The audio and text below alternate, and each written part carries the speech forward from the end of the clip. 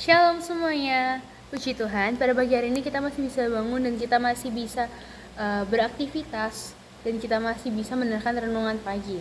Nah, untuk renungan pada pagi hari ini akan disampaikan oleh aku dengan tema yang akan dibawakan yaitu lebih dari idola. Nah, sebelum itu aku mau ngajak kita semua buat ambil sikap berdoa. Mari kita lipat tangan, tutup mata, satin hati, set pikiran, mari kita berdoa. Ya Bapak, terima kasih atas berkat dari Tuhan sehingga pada pagi hari ini kami masih bisa mendengarkan renungan pagi Tuhan. Engkau berkati agar kiranya renungan yang akan disampaikan oleh hamba-Mu ini bisa bermanfaat bagi teman-teman yang mendengarkan nanti, dan Kau berkati agar kiranya hati dan pikiran kami bisa sungguh-sungguh mendengarkan firman pada pagi hari Tuhan. Kami serahkan semuanya ke dalam tangan kasih-Mu, dalam nama Yesus. Haleluya, amin. Amin. Oke. So, untuk landasan firman Tuhan pada renungan pagi ini, aku ambil dari Ibrani 8 ayat 1 sampai 7 yang berbunyi, Imam besar perjanjian baru.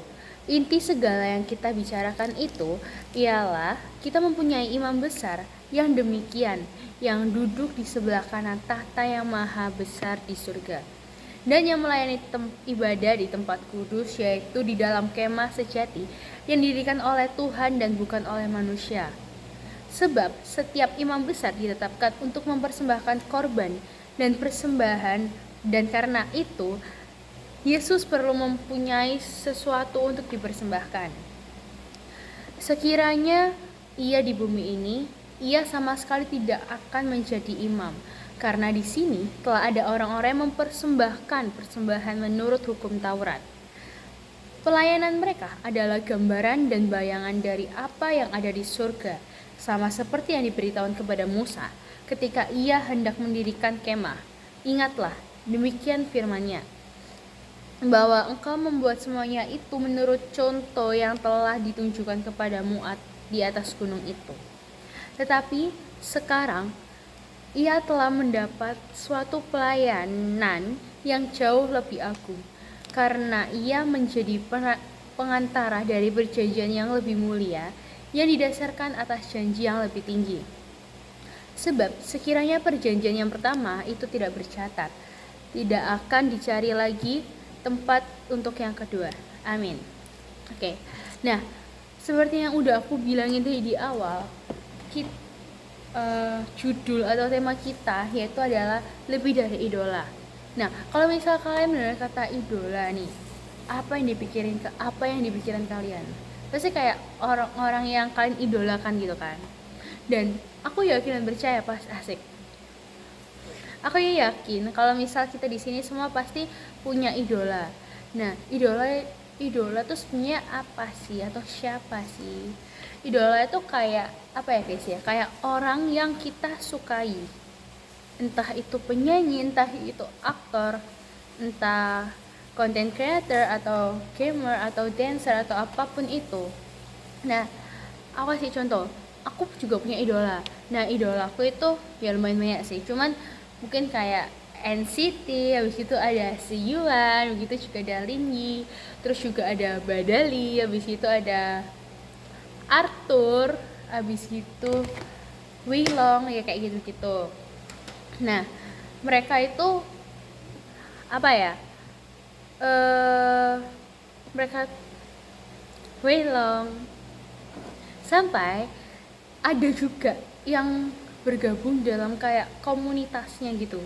Contohnya itu kayak ini, kalau aku juga salah satu BL, bukan boy lovers ya, tapi badminton lovers.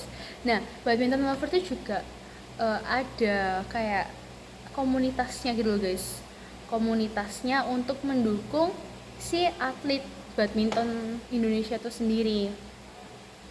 Nah, terus ada juga orang-orang yang menghabiskan waktunya untuk mengikuti setiap berita atau mendengarkan lagu ataupun menonton film yang dibintangin oleh idolanya mereka. Nah, sebenarnya guys ya, kalau kita mengagumi atau mengidolakan seseorang itu nggak salah, selama idola kita itu memberikan pengaruh yang positif ke kita. dan mereka dapat kita contoh dalam kehidupan kita sehari-hari. Tapi kita tuh kadang tuh sadar atau tahu nggak sih kalau misal idola kita tuh juga manusia gitu. Mereka juga manusia yang pastinya itu nggak terlepas dari kesalahan. Dan kalau misal idola kita atau ya yang kita idolakan itu mempunyai kesalahan, bagaimana respon kita sendiri? Apakah kita akan meninggalkan mereka dan mencari idola yang lain? Atau bahkan kesalahan mereka itu menjadi sebuah pelajaran untuk kita di masa yang akan datang. Nah, pembacaan firman Tuhan kali ini itu mau mengingatkan kita tentang seorang tokoh idola yang lebih dari idola.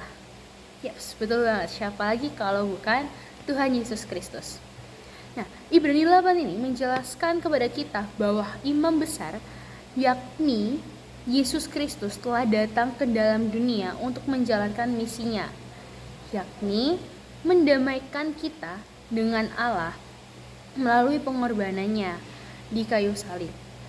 Kehadiran Tuhan di dunia sampai terangkatnya kembali ke surga memberikan kepada kita banyak sekali pesan ataupun makna kehidupan yang harus dijalani, dan semuanya itu sudah tertulis di dalam Alkitab.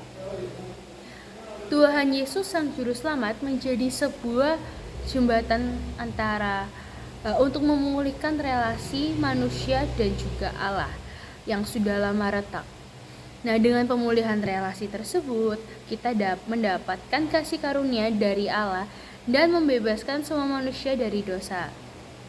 Untuk itulah mengapa Tuhan Yesus lebih dari sekedar idola. Dialah Tuhan dan Juru Selamat kita. So, mungkin di sini juga bisa menjadi reminder buat kita semua ya. Kalau misal kita mengidolakan seseorang, nggak usah ya kepanjangan udah. Oke, so itu aja yang bisa aku sampaikan pada pagi hari ini. Kiranya renungan pada pagi hari ini bisa teman-teman tangkap dan teman-teman lakukan dalam kehidupan kalian sehari-hari, baik itu dalam mengidolakan seseorang ataupun apapun itu. So, mari kita tutup dalam berdoa. Ya Bapa, terima kasih atas doa dari Tuhan sehingga kami dapat menyelesaikan renungan kita pada pagi hari ini. Sebentar kami akan melanjutkan aktivitas kami. Tuhan, Kau berkati agar kiranya kami bisa melakukan semua aktivitas sesuai dengan kehendak-Mu Tuhan, dan Kau sertai kami dan tutup bungkus kami dimanapun kami berada Tuhan. Dalam Tuhan Yesus kami sudah berdoa dan ucap syukur. Haleluya. Amin. God bless.